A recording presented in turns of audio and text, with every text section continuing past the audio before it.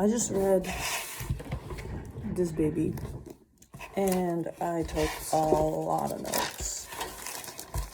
A lot of notes on this. And I'm gonna make a quick video because then I gotta eat and do other stuff. Oh, man. Yeah, so I've been focused for the last hour and a half. It's been good. Time goes by so much slower when I look so tired. I'm not even that tired.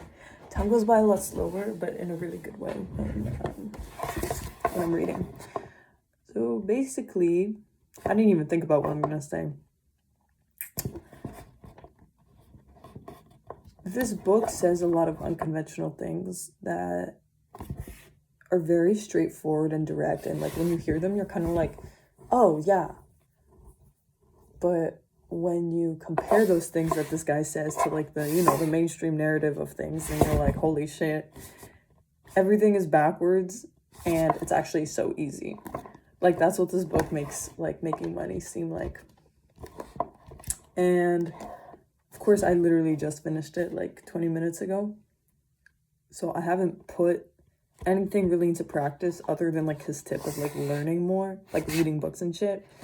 And I like what he said about going to seminars and like online courses and everything. And I actually have a friend, he's not like doing business money stuff, he's doing animation, but he like drove out like 5 hours to like go to this like event by himself and to meet people, and then he like stayed there overnight and stuff, and he was telling me about it, and I'm like, wow, like that shit, I love seeing people do that. And I met another guy who's making his own comic book, and he has like, beside him was another guy who was like doing the illustrations for him, and like they were working together and just doing parts of the comic book that they were like good at. Like the first guy, he was like planning the storyline, and the second guy was like drawing it out for him.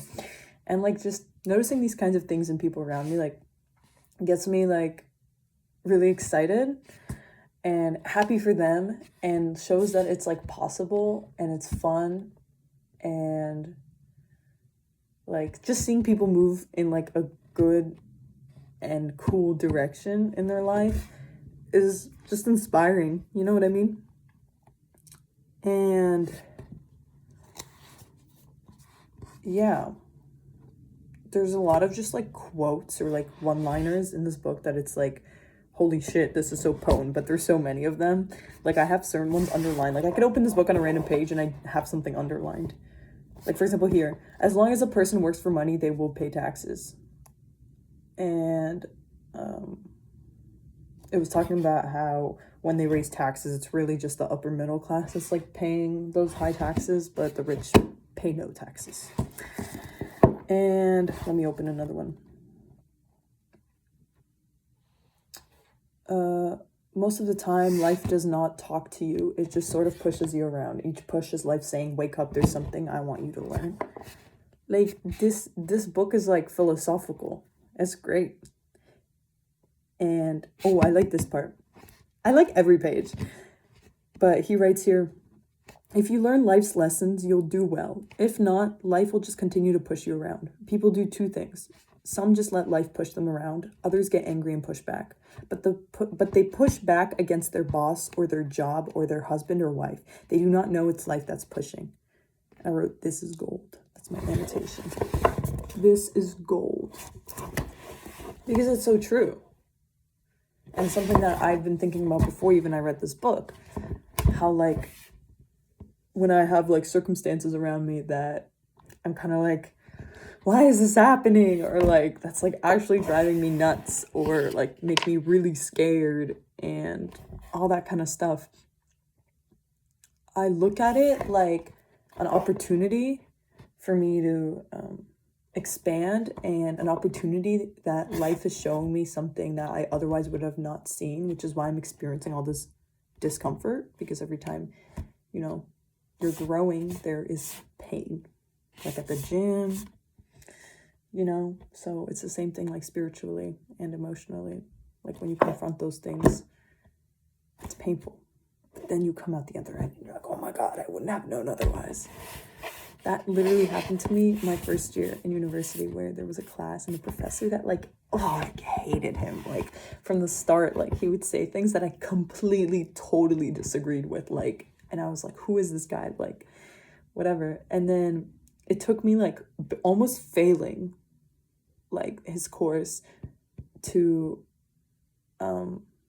really like extract a lot of, I guess, wisdom out of the experience. Like basically we had 3 main projects, and on my second, so they're all worth like a third of your grade, and on the second project I almost failed it, so my mark dropped like crazy and I was on the verge of failing. And I knew my last project, if I didn't get like a pretty high mark, I would have failed this class, and this is like a mandatory class. And the thing is I didn't fail because I did it last minute, or because like I worked my ass off and I almost failed. And that has never happened to me in my life. Like I've only failed things that like I didn't actually try and, or just fully didn't do. So I was like, holy fuck, like, what do I do? So then I booked a meeting with him, and I was talking, and I was getting him to like concretely like help me out, which took a lot of effort on my part because he was not a very communicative guy in that kind of way. Like he was pretty hard to get advice from. Like he was just kind of like, oh, your job is to do it, not mine. So yeah, after like berating him and then like really setting my mind on it, like I will do anything to make this good in his eyes, like good in terms of his criteria and what he's looking for, not good in terms of like what I think is comfortable and like how I think it should look, you know what I mean? And then I worked really, really hard to take his advice and like actually apply the principles that he was trying to teach, because this was my first, it was like a typography class, and I've never ever studied typography or knew anything about it. Frankly, I thought it was so boring. So because I didn't know anything about it, I was like, you know, this guy's a professor, like he has his own practice, and I should listen to him even though I disagree with him in like a lot of ways. Like there has to be something valuable he has to offer. And when I approached it that way, like I actually had a really good conversation with him like near the end of the semester. And then I like at the end, I remember telling him this, I'm like, this class was like the hardest ever, but I feel like I actually learned the most and I feel the best now at the end of the semester about this class. Like I feel good. All my other classes, like when I finished them, I was kind of like, okay, I finished it, whatever. But this class, like I felt good, like physically. I was like, yes, like I did it. And now I know things and I knew more. So I was like, yeah, when I don't know anything or something makes me uncomfortable, I'm like, yes, this is where I'm supposed to go. And I love that this book talks about that because it's true. Let me see if there's any other quote. And basically after every chapter in this book, there's like a review page, which like summarizes the chapter, first of all. Second of all, it like highlights the important quotes, because like I told you, there's so many bangers in this. It literally like compiles the bangers of the chapter into like maybe like 7 to 10 of them, 7 to 10 lines. And then after, it asks you questions to reflect upon what you read for your personal life. So I used some of them like to just journal about, but some of them I just thought about.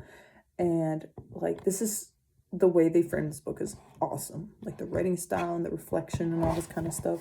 And like because this book was written like 20-30 years ago, this author updated it on like the 25th anniversary to like make it more relevant for life now. And so he has little blurbs on like the side where he compares what he wrote like 30 years ago to now, and he's like this still applies today, or actually modern day, like da da da da da. Like he revises it, and it's like actively in the book in like little blurbs as you read. So it's actually pretty awesome. And then yeah, again, so many bangers. They separate them into little quotes here. What does it say? Financial struggle is often the result of people working all their lives for someone else. Yeah.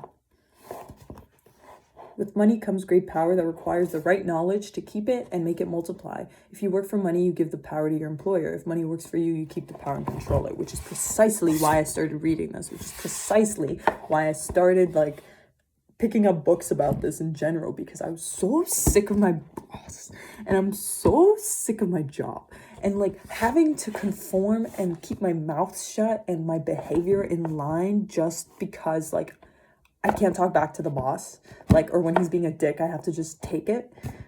Like, I can't stand it. Like, I can't stand it. And also, like, I want money and I want free. I want money for what it does. Like, it's not like I want money. Like, no, I want freedom. I want power over my life, the choices I make, the places I go, and the people I surround myself by. Because I feel like when I start working, I am already working towards it. Like, the more I learn about this kind of stuff and the more I align my life with this, I will attract people inevitably who are on this kind of wavelength and who are into this kind of stuff. And to be into this kind of stuff, to have financial intelligence, and financial literacy at this point in time, you really have to go out of your way for that kind of stuff, and to be interested in reading and be interested in, putting yourself out there, and entrepreneurship and all that kind of stuff. And you have to have resilience. You have to have character, you know what I mean? And those are the kind of people I want to be around. So this is just like a triple whammy or something. Like, it's a lot of whammies for pursuing this. I'm learning so that I don't have to work under a shitty boss. I'm learning so that I can have freedom. I'm learning so that I can be around smarter and more tapped in people, you know what I mean? So yeah, that's like been the goal with this. And I don't know how much I actually talked about this book, and more than like what I'm just kind of realizing in life in general. But if I had to say like the main thing that's like actually money oriented and isn't like philosophy about this book, is how he emphasizes assets versus liabilities, and he shows how cash flows from your like financial statement sheet and like the balance sheet, which I don't know again much about, because again this was more philosophical. He did like the very basic rundown of that kind of stuff, but I'm gonna read more specific books to understand that. And he was talking about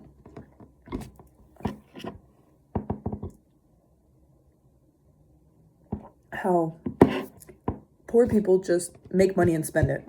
Middle class people make money and invest in liabilities that they think are assets, like houses. And I even Googled it, and Google, like a lot of websites on like talk about how house is an asset, even a car is an asset, but they depreciate in value, especially cars. Like the second you take it out of the lot, like, do people say car is an asset, or did I just make that up? Maybe I did. I don't know what I'm talking about when I'm talking about this kind of stuff. But I do know that this guy says that a house is not an asset. And that's why he actually got rejected when he was trying to publish his books, because people are like, what the fuck are you talking about? But it is not guaranteed that a house will go up in value. It could go down in value. So that's kind of like the point he was making. And like investing in your own house. Like he was talking a lot about investing in real estate and that kind of stuff, and how that has worked out for him. And the importance of, I think at the end of the book, he was talking about 3 ways you make money. There's like the income you make by working. There's passive income, which is from real estate kind of stuff. He said typically real estate, but I wonder what other avenues could fit under that category. Passive income and portfolio income. So portfolio being stocks and bonds and shit like that. I haven't researched into bonds, but that kind of stuff is looking pretty good right now. And I have some stocks, but again, I'm just beginning to understand this kind of stuff. I'm like, I don't know shit. So yeah, this is absolutely great introduction to this. Absolutely like engaging. I think I mentioned in my other video, I literally read like most of this book in one sitting. Like I think I spent 5 hours reading it when I first like cracked it open, because I literally couldn't put it down. But yeah, check it out.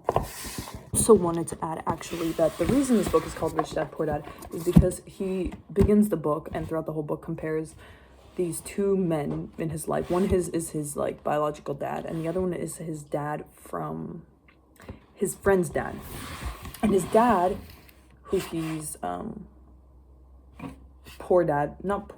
he's poor dad throughout the book. He emphasized education. He emphasized getting a good job. He emphasized all that kind of stuff to him when he was a kid.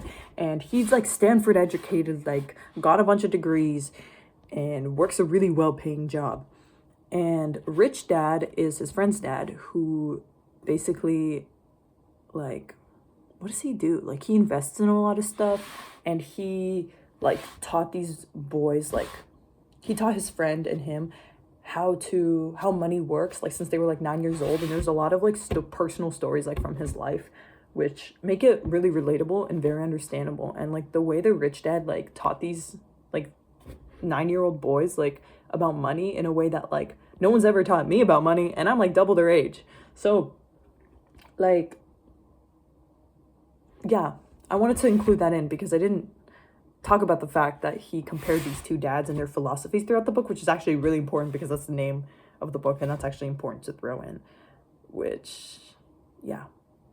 And he talks about their mindsets and like what they would teach him, and how when he was a kid he was so he got literally conflicting advice. Like his dad told him to like stay in school and work, and the other one is like, hey, maybe like focus on like they both emphasized education, but the rich dad was like, make your own education, figure it out on your own, and the other one's like, go to school, get a degree. You know what I mean? And it's really interesting how the author like leaves room for both of their advice and compared it even when he was a kid. And I'm like, that's really smart. And he talks about listening to people he disagrees with and how you can change your perspective and all that kind of stuff. So wanted to include that.